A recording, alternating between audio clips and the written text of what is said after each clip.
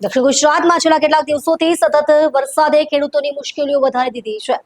ડાંગર, શાકભાજી અને અન્ય પાકોને ભારે નુકસાન થયું છે. આ પરિસ્થિતિને પગલે દક્ષિણ ગુજરાતના ખેડૂત આગેવાનોએ કલેક્ટરને આવેદનપત્ર સાથે મુખ્ય માંગણીઓ રજૂ કરી છે, જેમાં મુખ્યમંત્રી સમય ફાળવે તેવી માંગને પ્રાધાન્ય આપવામાં આવ્યું છે. સતત વરસાદના કારણે ખેતરોમાં પાણી ભરાઈ ગયું છે, જેના લીધે ધરુડિયા કોહવાઈ ગયા છે.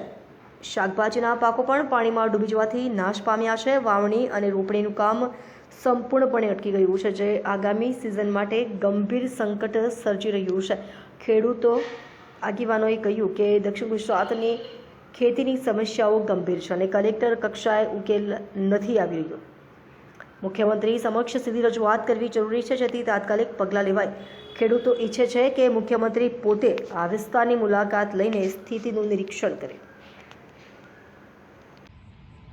જયેશ તેલાર, ખેડૂત આગેવાન.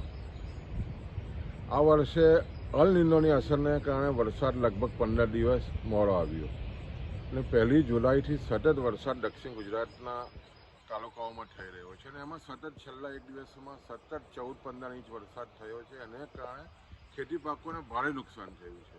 નદી કાંઠાની જમીનો ધોવાઈ છે, સાથે સાથે મુખ્ય પાક ડાંગરનો ધરુવાળિયું ખોવાયું છે, સાથે સાથે જે વાવણી કરેલા જે બિયારણો છે એ પણ ધોવાયા છે. એટલે કરોડો રૂપિયાનું નુકસાન ખેડૂતોને થઈ રહ્યું છે અને એના અનુસંધાનમાં આદરણીય મુખ્યમંત્રી સુરતની મુલાકાત આવી રહ્યા છે. ત્યારે ખેડૂતોની વેદના જાણવા માટે અમે કલેક્ટરશ્રીને પણ વિનંતી કરી છે કે ખેડૂત આગેવાનોને સમય આપવામાં આવે અને ખેડૂતોની જે વેદના છે એ અમે જાણવા માગીએ છીએ. સાથે સાથે સર્વે થાય અને તાત્કાલિક ખેડૂતોને જે નુકસાન થયું છે કરોડો રૂપિયાની એની રાહત મળે, એના અનુસંધાનમાં સમગ્ર દક્ષિણ ગુજરાતના ખેડૂતો પાયમાલ થયા છે. ત્યારે ખાસ કરીને સરકારશ્રી પાસે ખેડૂતો અપેક્ષા રાખી રહ્યા છે.